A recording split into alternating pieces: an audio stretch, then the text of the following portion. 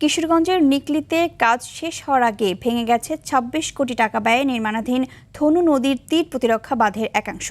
ভাঙা অংশে geo bag দিয়ে বাঁধ রক্ষার কাজ করছে ঠিকাদারি প্রতিষ্ঠান। নিম্নমানের সামগ্রী ব্যবহার ছাড়াও বৃষ্টির মধ্যেই তাড়াহুড়ো করে কাজ শেষ করতে যাওয়ায় এই ভাঙনের সৃষ্টি হয়েছে বলে অভিযোগ স্থানীয়দের। কিশোরগঞ্জ প্রতিনিধি শফিকুল ইসলাম নাইমের পাঠানো তথ্যচিত্রে বিস্তারিত জানাচ্ছেন সাকিব আল হাসান। কিশোরগঞ্জের নিকলী উপজেলার ধনু নদীর তীর প্রতিরক্ষায় বাঁধ নির্মাণের কাজ পায় ঠিকাদার প্রতিষ্ঠান মতিন কনস্ট্রাকশন লিমিটেড। নির্মাণ কাজ শেষ হওয়ার আগেই ভেঙে গেছে সিংপুর বাজার সংলগ্ন প্রায় ১২ মিটার পাড়।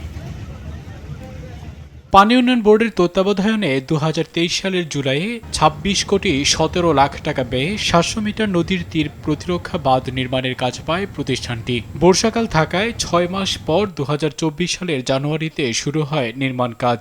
স্থানীয়দের অভিযোগ, নিম্নমানের সামগ্রী ব্যবহার ও বর্ষায় তাড়াহুড়ো করে কাজ করায় এই ধস দেখা দিয়েছে। পানি উন্নয়ন বোর্ড কন্ট্রাক্টর যেভাবে কাজ করার কথা ছিল তারা এইভাবে করতে পারে নাই।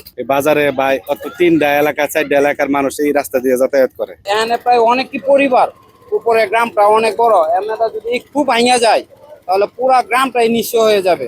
শুকনো মৌসুমে এটি পুনরায় মেরামত করে দেয়া হবে বলছে পানি উন্নয়ন বোর্ড। কতটুকু গভীরতা হয়েছে সেটা দেখেছি ঠিকাদার প্রতিনিধি কর্তৃক। ওখানে জিও ব্যাগ ডাম্পিং করা হয়েছে অলরেডি, এবং কাজটি ডিসেম্বর মাসে পানি যাওয়ার পরে শুষ্ক মৌসুমে আমরা মেরামত করে দিব। নদীর তীর প্রতিরক্ষা বাঁধ টেকসই না হলে সরকারের অর্থ অপচয়ের পাশাপাশি হুমকির মুখে পড়বে নিকলী উপজেলার লাখো মানুষ।